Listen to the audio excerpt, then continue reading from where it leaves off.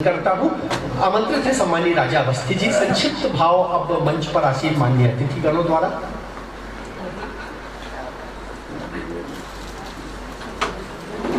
मंच को सादर प्रणाम करता हूँ। इतना गरिमामयी और विद्वता से संपन्न मंच है और आप सब मनीषी हैं, आप सबको भी सादर प्रणाम करता हूँ। निश्चित रूप से किसी भी कृति के लोकार्पण अथवा विमोचन का अवसर एक उत्सव का ही अवसर होता है और ऐसे माहौल में जैसे अपने यहाँ पुत्र जन्म पर सोहर के गीत गाए जा रहे हों, उस तरह ही कुछ ऐसी बात होती है तो उसके अलावा और कुछ किया नहीं जा सकता। एक विशेष बात मैं बागरी जी की पिछली कृति के इसके पहले ओझल हुए उजाले उस पर तो मैंने उसका विवरण भी लिखा था और रश्मियों के सारथी की भूमिका समीक्षा की थी मैंने। उस समय आने वाला था लेकिन किसी कारणवश नहीं आया। बागरी जी को मैं बता भी नहीं पाया। अंत में उस दिन ही कुछ व्यवस्था थी तो मैं नहीं आ पाया। वो एक बोध मेरे अंदर था तो इस बार मैंने ही कहा था बागरी जी से कि मैं पिछली बार नहीं आया, उसको प्रायश्चित मैं करना चाहता हूँ, तो यदि आप आमंत्रित करेंगे तो मैं आऊँगा। उस बोध से निवृत्त होने के लिए मैंने ऐसा किया था और बागरी जी ने ऐसा किया। मैं आभारी हूँ और इस कृति के इन दोनों कृतियों के विमोचन पर उन्हें बहुत बहुत शुभकामनाएं देता हूँ। आप पाएंगे बागरी जी ने भी 2 गीत पढ़े, एक नवगीत दूसरा गीत। इसके पहले इनकी 6वीं कृति है गीतों की मकरंद वाटिका और तीसरी कृति थी मैंने अंतर व्याकुल पाया, मैंने तुमको व्याकुल पाया। उसकी भूमिका लिखते हुए परम श्रद्धेय आदरणीय मराल जी ने बहुत सारी बातें कही थी और उसकी 6वीं कृति फिर गीतों की मकरंद वाटिका। केवल 2 शब्द की हमें अपने पिछले पद चिन्हों को भी देखना चाहिए, पिछला हमने क्या किया उन्हें भी पढ़ना चाहिए, क्योंकि आप नहीं पढ़ेंगे तो पढ़ने वाले तो पढ़ेंगे ही, क्योंकि आपने पढ़ने के लिए सबको दे ही दिया है। इतने सुंदर, इतने भावपूर्ण, इतने मनमोहक, मन को पूरी चेतना को बांधने वाले ऐसे गीतों के सृजन के लिए, पुस्तकों के प्रकाशन के लिए मेरी बहुत बहुत शुभकामनाएं आदरणीय बागरी जी को और बहुत बहुत बधाई। प्रेरक और भाव प्रधान अभिव्यक्ति सम्मानीय राजा अवस्थी जी की मंच पर आसीन है। आज के इस आयोजन के यशस्वी सारस्वत अतिथि परम श्रद्धेय सम्मानीय सत्य प्रसन्न सत्य जी, मैं आपका हृदय से अभिवादन करता हूँ और ये निवेदन कर रहा हूँ अपनी शुभकामनाएं आदरणीय बागरी जी की इस कृति पर समर्पित करने की कृपा करें।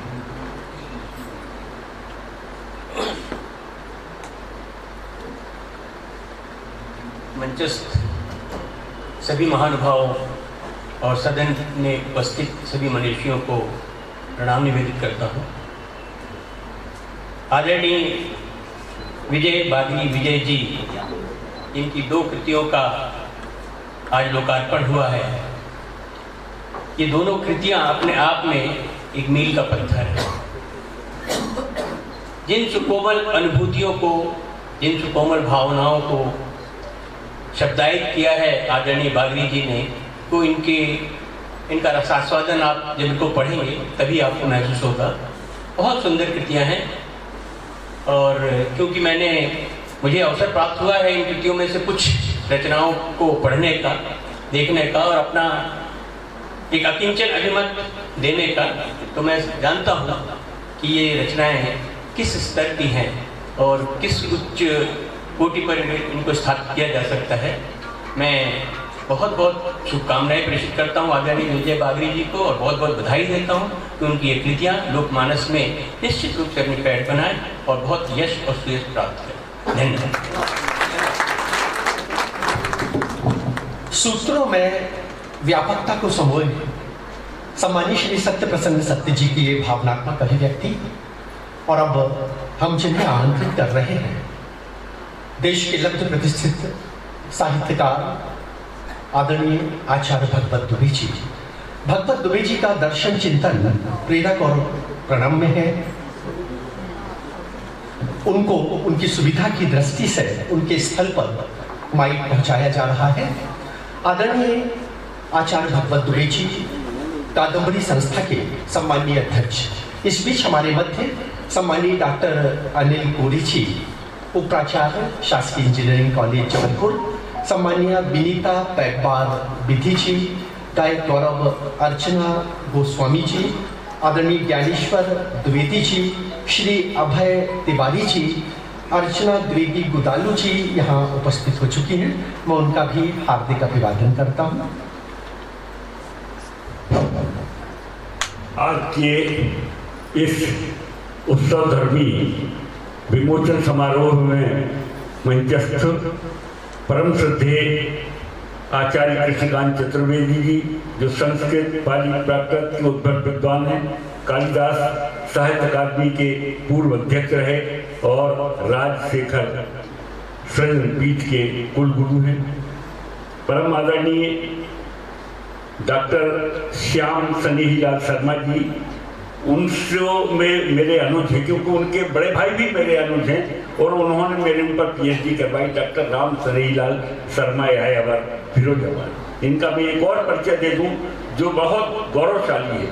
इनके पिता गया प्रसाद शर्मा जी ढोला गायकी में पूरे उत्तर प्रदेश में प्रसिद्ध थे, बहुत ज़्यादा। उनके जैसा कोई ढोला गायक नहीं था ऐसे।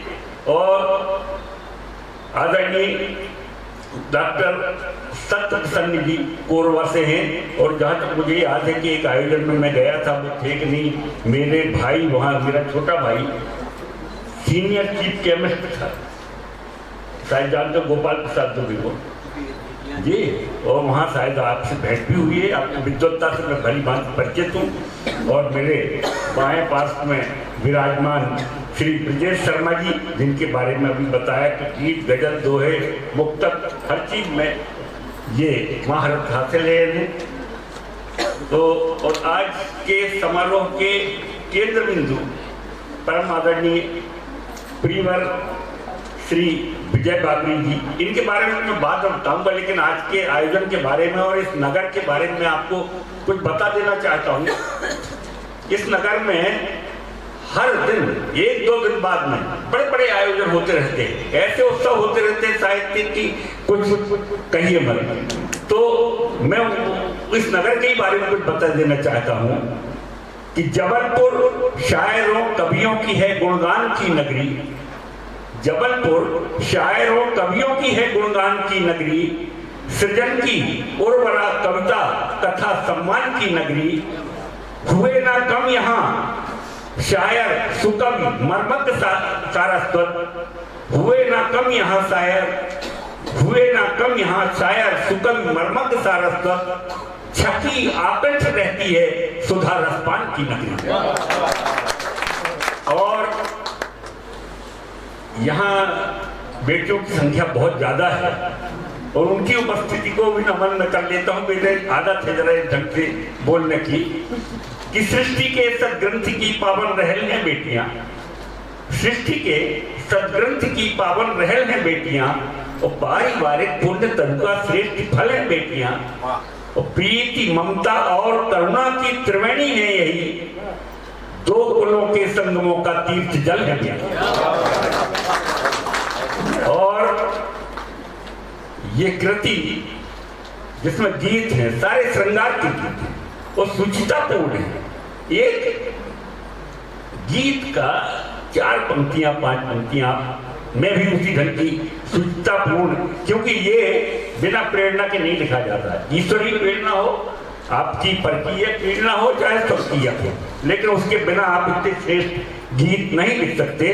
तो सुचितापूर्ण कविता के लिए कि तुम विधाता की कलाओं का सुयश विस्तार हो, तुम विधाता की कलाओं का सुयश विस्तार हो, कामना के कुंज की कुंदन कली कचनार हो।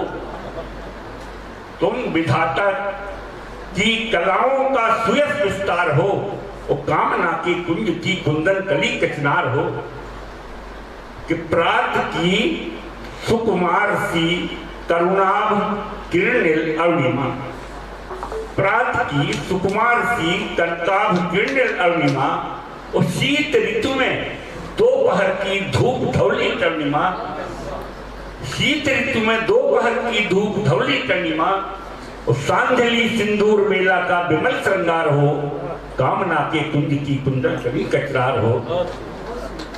गीत और मुक्तक दोनों श्रृंगार प्रधान हैं। मुक्तक तो जैसा कि उर्दू में रुबाई लिखी जाती है, उस ढंग का उसको मुक्तक माना जाता है, लेकिन हिंदी में जो लिखते हैं इसमें बहर छोटी बड़ी कुछ भी हो सकती है। जैसा मेरी एक नज़र पड़ी इसमें लंबी लंबी बहरों वाली मुक्तक हैं, और उसमें पहली, दूसरी और चौथी पंक्ति में तुकांत होता है, और शुरू की 3 पंक्तियां जो है वो पृष्ठभूमि तैयार करती हैं, और अंत में अपने उस जिस भाव आपके मन में आया है उसको पूरा कर दिया जाता है चौथी पंक्ति में। ये मुक्तक हैं, और मुक्तक स्वतंत्र भी हुआ करते हैं। अब इसमें तो श्रृंगार के हैं तो संभवतः अभी देखे नहीं मैंने, लेकिन बिल्कुल स्वतंत्र होते हैं, जैसे गजल का शेर, दोहे, मुक्तक, उसी प्रकार से कुंडलिया छंद है, घनाक्षरी है, जैसा मुक्तक की श्रेणी में आते हैं। गीत जो है हमारे यहाँ गीत की बहुत पुरानी परंपरा है। जयदेव कृत गीत गोविंद से प्रारंभ हुई ये परंपरा, और फिर धीरे धीरे बढ़ते बढ़ती महादेवी से और आज यहाँ से निराला से आगे बढ़ती हुई, और अब तो गीत, नवगीत, प्रगीत, अगीत यहाँ तक पहुँच चुकी है ये विधा। लेकिन चूंकि ये छांदस रचनाएं हैं और श्रृंगार प्रधान रचनाएं हैं, तो निश्चित रूप से इसमें हमें पारंपरिकता का बोध प्राप्त होगा। और इनके विजय बाबरी जी के बारे में मैं इतना ही कहूँगा कि एक दिन सारे हिंदुस्तान में इनके ऊपर पीएचडी करने के लिए लोग तरसेंगे। इतना अच्छे किताबें हैं, 16 भी हो जाएगी, 36 भी हो जाएगी, और इतने पर भी हो सकता है शोध। इतना अच्छा इन्होंने लिखा है। मेरी ओर से पूरा आशीर्वाद, खूब ढेर सारा आशीर्वाद, खूब आगे बढ़े, खूब लिखें। आज के साहित्य के लिए पुनः बधाई, धन्यवाद।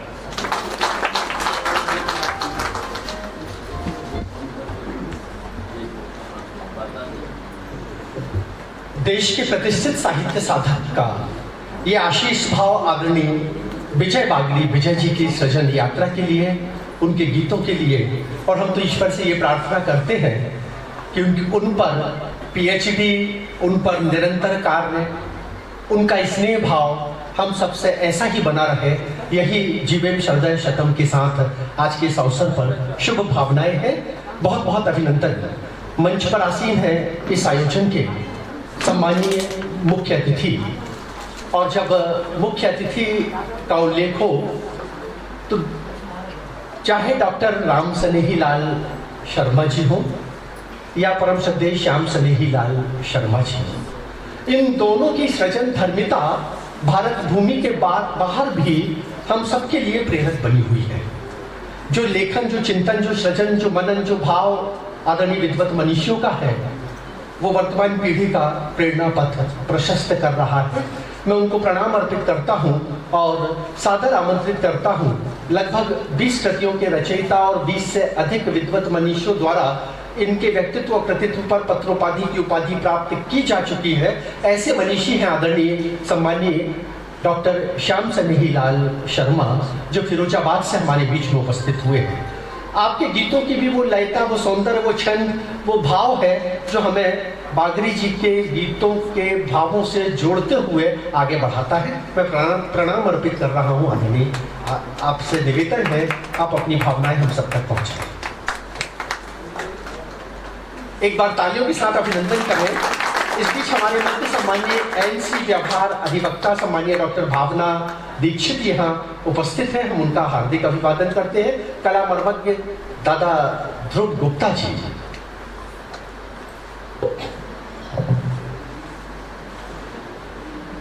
जबलपुर की इस पवित्र धरती पर आप सभी साहित्यिक साधकों का मैं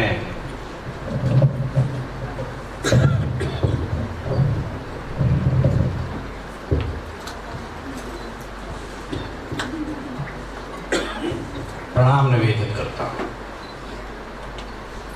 बड़ा मंत्र मुग्ध होकर मैं सुन रहा था, पता नहीं क्यों जगा दिया। अभी जागने की मुद्रा में नहीं था, अब जगा दिया है तो कुछ कहना ही है।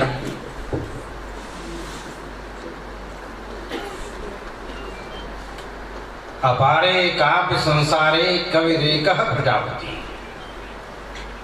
इस असीम काव्य संसार में कवि अकेला विधाता है। अपारे काव्य संसारे कविरेकः प्रजापति यथास्मै रोचते विश्वम तथेदम परिवर्तते। जैसा विश्व चाहता है वो इस तरह परिवर्तित कर देता है। मैं उस विधाता को चुनौती नहीं दे रहा हूं क्योंकि मैंने उसे देखा नहीं, लेकिन इस विधाता को मैंने देखा है जो अपारे काव्य संसारे का एकमात्र प्रजापति है, एकमात्र विधाता है, और वो जिस तरह चाहता है उस तरह विश्व को परिवर्तित कर देता है। इसलिए सबसे पहले मैं उस विधाता को प्रणाम करता हूँ। भारती कबीर जयति। कविता सर्वोत्कृष्ट है, कविता सर्वोत्कृष्ट है। और इसके बाद अब वो चूंकि सब कवि पुत्र बैठे हैं, सबसे पहले मैं मंच को सादर प्रणाम कर रहा हूँ। समय ज़्यादा न हो, नाम नहीं लूंगा एक एक का, और उसके बाद नीचे बैठे हुए सारे साधकों को 2 बार प्रणाम कर रहा हूँ। इधर भी, इधर भी, और हम सब बारंबार आपको प्रणाम कर रहे हैं। कई चीजें मुझे शुरू में ही देखने को मिली। इस तरह का संयोजन हमारे बंधु श्रेष्ठ ने किया। अब ये कला इनकी थी या इस प्रक्रिया में कोई और भी शामिल था, पता नहीं मुझे। पहली बार नहीं, मैं वैसे सैद्धांतिक दृष्टि से तो जानता था कि कविता के साथ जो अन्य कलाएं हैं वो भी जुड़ी हुई है। कविता के साथ संगीत जुड़ा हुआ है। मैंने आज प्रत्यक्ष देखा, हमारी रंजना जी ने साक्षात सरस्वती को उपस्थित कर दिया। वो सरस्वती को भी मैंने नहीं देखा है, उनके रूप को कलाकारों के माध्यम से देखा। मैं फिर कह रहा हूँ, सरस्वती को भी मैंने नहीं देखा प्रत्यक्ष, लेकिन 3 रूप मैंने यहाँ देखे। पहला जिसको मैंने अभी कहा, भारती कबीर जयति।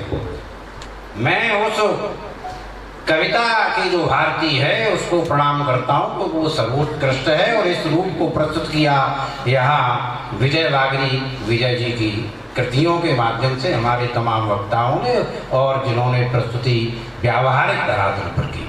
तो कविता का पहला संबंध संगीत से जुड़ा, गायन से जुड़ा, और गायन से जुड़ना ये बहुत बड़ी उपलब्धि है। दूसरी चीज नाटक से उसका है। काव्येषु नाटकम रम्यम, ये कहा संस्कृत में, काव्येषु नाटकम रम्यम। नाटक भी कविता का ही एक महत्वपूर्ण अंग है और सर्वोत्तम अंग है। काव्येषु नाटकम रम्यम तत्र रम्या शकुंतला। शकुंतला के संबंध में कहा गया, उसमें भी नाटकों में भी शकुंतला जो नाटक है, विज्ञान शाकुंतलम कालिदास का, वो रम्य है। तत्राप चतुर्थो अंक, उसमें भी चौथा अंक सबसे ज्यादा रम्य है। और उसमें तत्राप, और उसमें भी 4 श्लोक, वहां भी 4 श्लोक ही सबसे ज्यादा रम्य है। जिन्होंने कालिदास को पढ़ा है, मैं समझता हूं कि उसके बाद उन्हें कालिदास ही दिखाई देगा। सौंदर्य का जिस तरह का वर्णन और श्रृंगार का जिस तरह का वर्णन, और उसके बाद उतर कर वे सुकुम आता हूँ मैं, तो चूंकि मैंने गीतों की मकरंद वाटिका पर कुछ शब्द लिखे हैं, वो कुछ शब्द भी 9 पेज में हो गए, जबकि मैंने केवल 2-4 गीतों की ही। बड़ा दुख रहा है इस बात का, इन्होंने इजाजत नहीं दी, बोले मेरी किताब की सीमा है और मैं असीम होता जा रहा था। तो मुझे खुद को समेटना पड़ा 3-4 गीतों पर ही बात कह करके। मुझे भी नहीं मालूम था कि वो किताब के 9 पेज घेर लेंगे, लेकिन वो सीमा में उतने चले गए। तो कविता का दूसरा मैंने रूप देखा, एक हमारी बिटिया ने यहाँ नृत्य प्रस्तुत किया, नृत्य जिसमें अभिनय भी छिपा हुआ है। कविता का सीधा संबंध नृत्य और अभिनय से भी है। ये आपने यहाँ प्रस्तुति देखी तो कवि से है, संगीत से है, गायन से है, और उसके बाद नृत्य से भी है, और नृत्य में अभिनय भी है। मुझे याद आ रहा है, हिंदी में आप लोग सभी जानते होंगे, एक हमारे बहुत सुप्रसिद्ध ब्रजभाषा के कवि हुए जगन्नाथ दास रत्नाकर।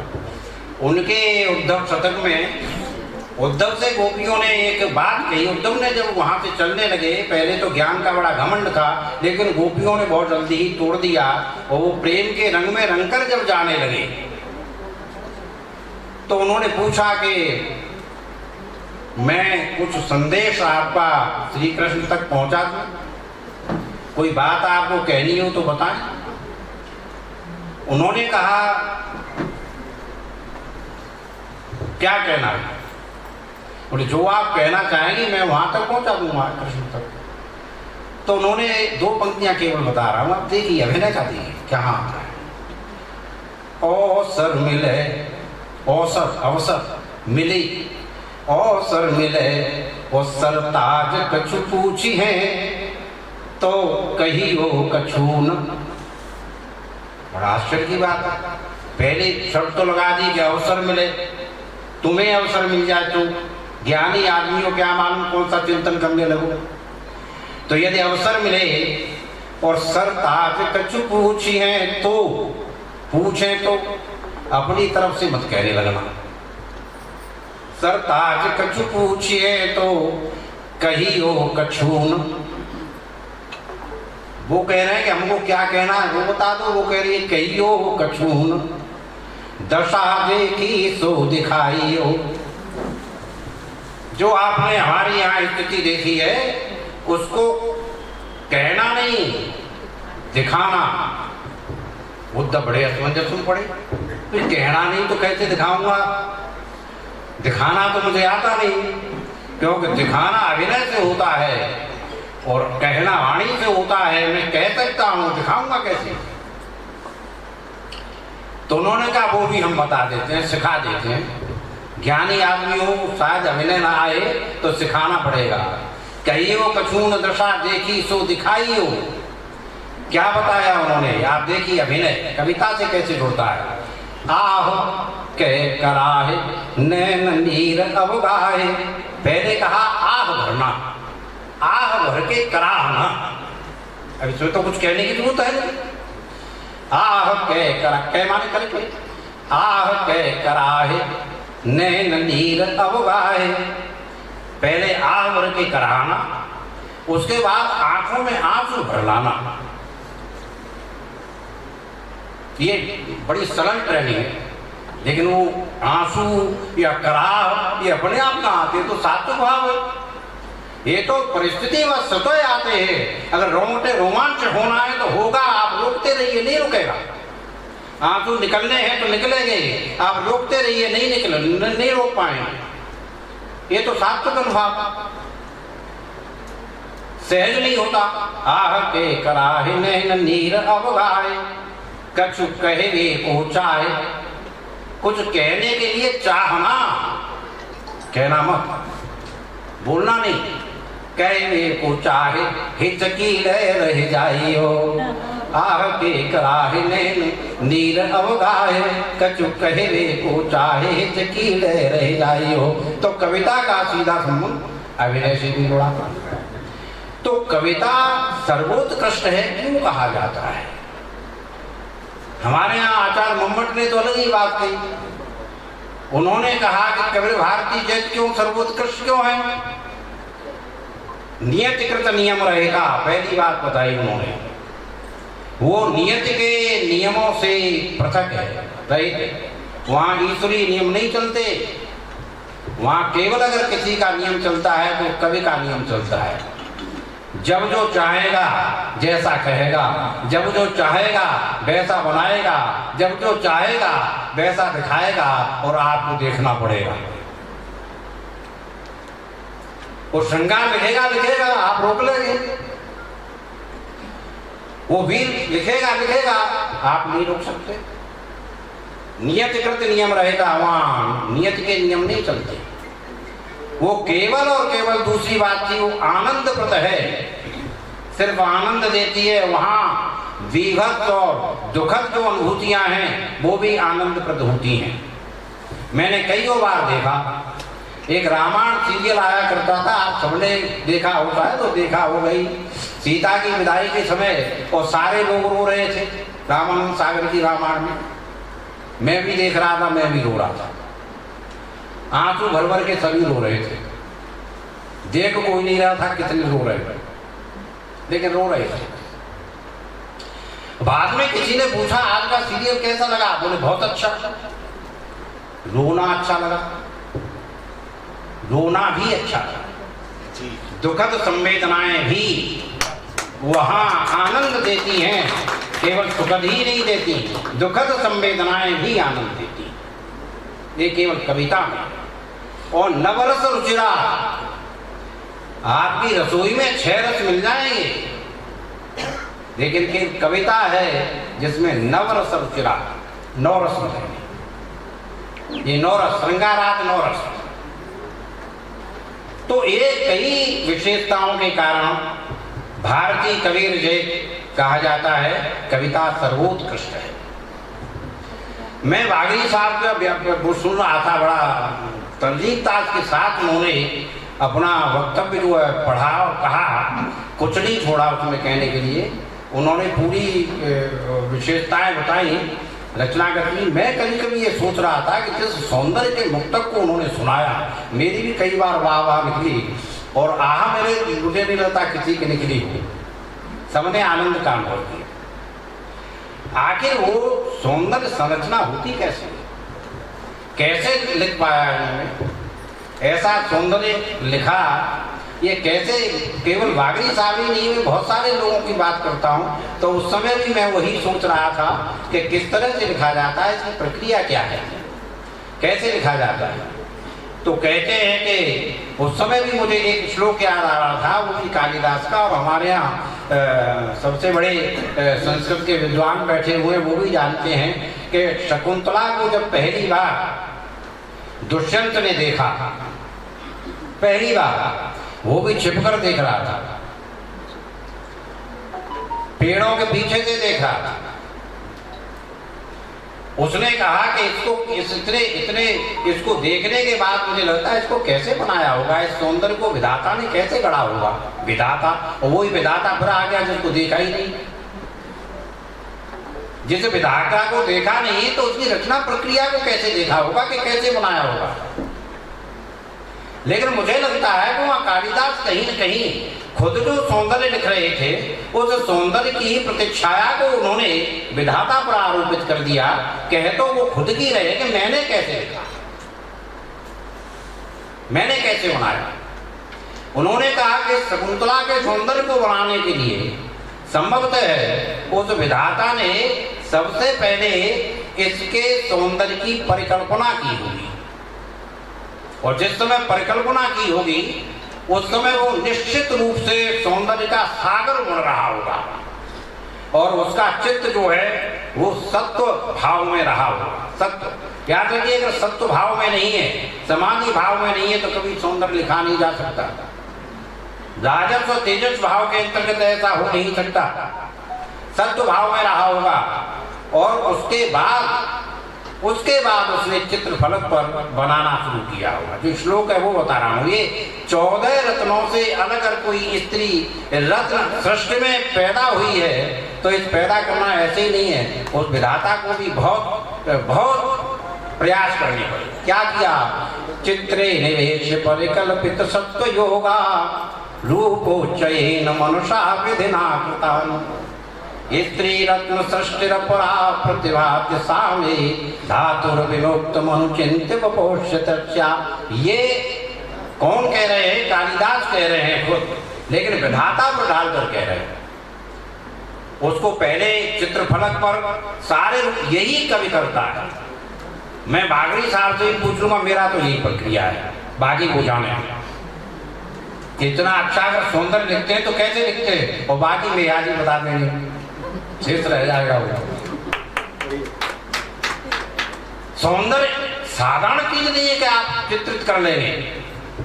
इसके लिए उसको पूरा माने जब तक आप समाधित तो नहीं है, आप तन्मय नहीं है, कोई भी व्यक्ति सौंदर्य की एक लाइन नहीं लिख सकता, न श्रृंगार की एक लाइन लिख सकता। मैं निश्चित रूप से कहता हूं आपको समाधित तो होना पड़ेगा, और समाधि में भी चित्त को सात्विक रखना होगा।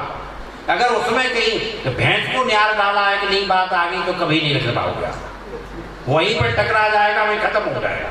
समाधि पहली चीज, सत्व दूसरी चीज, चित्त में सात्विक भाव होगा और आप समाधि की तल्लीनता में होंगे, तभी लिखा जा सकेगा।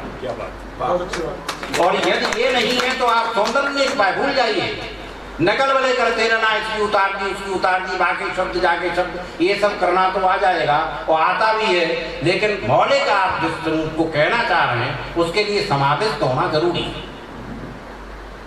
तो वो समाधि की अवस्था बागड़ी साहब ने न अपनाई हो तो संभव है नहीं। इतना बढ़िया सौंदर्य तो कोई समाधि की अवस्था के बिना नहीं लिख सकता। और सत्व होना चाहिए, राजस भाव से और तेजस भाव से आपका चित्त जो है अभिभूत न हो। सत्व भाव होगा तभी ये चीज संभव हो पाएगी।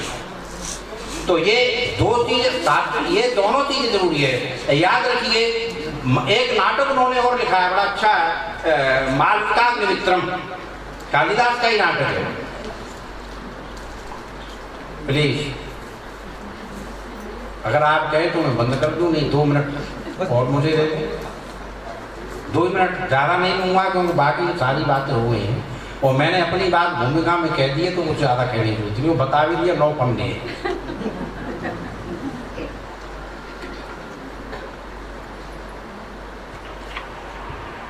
अग्निमित्र ने मालविका का चित्र देखा था और चित्र को देखकर ही वो प्रेमाभिभूत हो गया।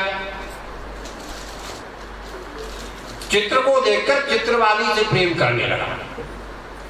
ये पहले कहानियों में होता था, किसी की जूती देखे और जूती वाले से ही प्रेम हो गया, ऐसी लोक कथा बहुत आता था। कोई कौआ, कोई नायिका नहा रही थी, कोई कौआ जो उठा और उसके वस्त्रों में से उसका सोने का हाथ लेके उड़ गया और वो जाके जहाँ पटकी, वो भी राजकुमार का महल था, अरे पटकी भी तो राजकुमार के महल में। अब वो राजकुमार योगी बन के निकल पड़ा तो मुझे तो ये जूते वाली या ये कंगी वाली चाहिए। अब उसने नहीं देख रहा कैसी है वो तो निकल पड़ा। अब कहानी है, उसको कोई तो चाहिए आधार, तो यही आधार मिल गया। अग्निमित्र ने चित्र को देख करके मालविका पर प्रेमानुभूति हुई, लेकिन उसको शंका हुई कि क्या सचमुच ये चित्र में जिस तरह की दिख रही है, अब आजकल के फोटो भी आप देखते हो और वास्तविकता में फर्क है, तो चित्र में जिस तरह की सुंदर दिख रही है, क्या सचमुच ऐसी ही सुंदर है? सचमुच ऐसी ही सुंदर है या कुछ कलाकार ने कुछ ज्यादा कुछ प्रदर्शित कर दिया? तो उसने जब वास्तव में देखा मालविका को तो उसे लगा नहीं, ये तो चित्र में चित्रित जो मालविका है उससे कहीं ज्यादा सुंदर है। बोले निश्चित रूप से जिस कलाकार ने इसका चित्र बनाया है वो स्खलित समाधि हुआ है, वो समाधि उसकी भंग हुई है, कहीं न कहीं उसका ध्यान भट गया है, इसलिए वो वैसा चित्र नहीं बना पाया जैसा वास्तव में शकुंतला है, वो मालविका है। ये चित्र तो कहीं न कहीं बहुत न्यून है। समाधि, मैं फिर कह रहा हूं, सौंदर्य लिखने के लिए, श्रृंगार लिखने के लिए कल को समाधिस्थ होना होगा, सत्वचित्त होना होगा। सात्विक भाव नहीं है, आपके मन में कोई और भाव उमड़ गया तो आप एक पंक्ति नहीं लिख सकते। और ये समाधि का भाव जब वही कालिदास रघुवंश में दिलीप के बारे में कहते हैं तो उस समय उसको महाभूत समाधि में दिखाते हैं। बोले वो विधाता महाभूत समाधि में था, उसके मन में उस समय केवल सौंदर्य के अतिरिक्त कुछ नहीं था और चित्त भी उसका सात्विक भाव था। लेकिन वही उर्वशी के बारे में जब लिखते हैं तो कहीं न कहीं डगमगा जाते हैं, कहीं न कहीं न्यूनता आ गई। क्यों आ गई? तो वही जो बात जब देखिए शकुंतला के बारे में होती है तो वो परिपूर्ण चित्त दिखाई देता है, क्योंकि वहां पर वो परिकल्पित सत्य योगी के रूप में है। एक रचनाकार को सौंदर्य और श्रृंगार का वर्णन करते समय आप सामान्यतः में ये समझते हो तो श्रृंगार की कमी है,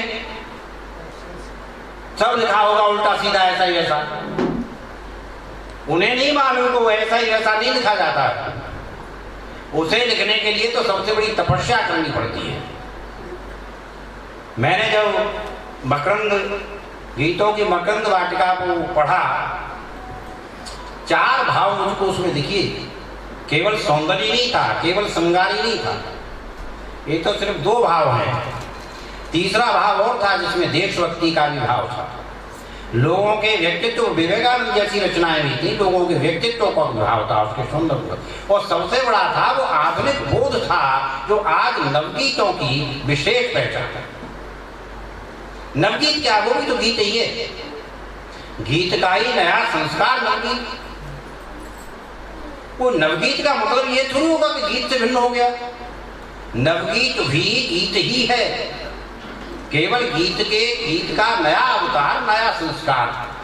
जो गीत नहीं कह सकता था वो नवगीत ने कहा, जो गीत नहीं बोल सकता था वो नवगीत ने बोला। उसकी शैली सिर्फ अलग रहा, उसको दूसरे ढंग से व्यक्त किया गया। तो इस तरह से मेरी भी समाधि भंग हो रही है।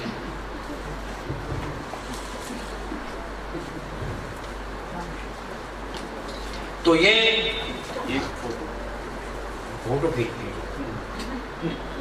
मेरा भी ध्यान दे रहा है।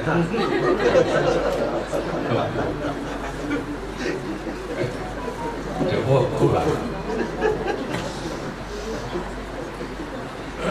तो समाधि भंग होगी तो चित्र तो अच्छा बनेगा नहीं।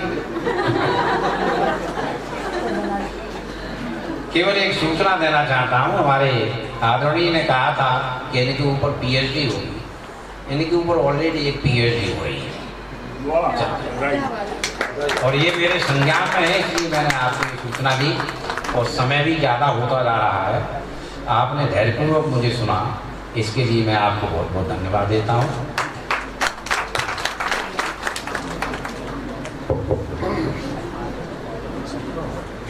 सौंदर्य शक्ति का इतना विलक्षण वर्णन और कम तालियां। एक बार फिर हृदय से तालियों के साथ उस सौंदर्य शक्ति की अभिवंदना करें जो सम्माननीय डॉक्टर शर्मा जी के श्रीमुख से हम सब तक पहुंची।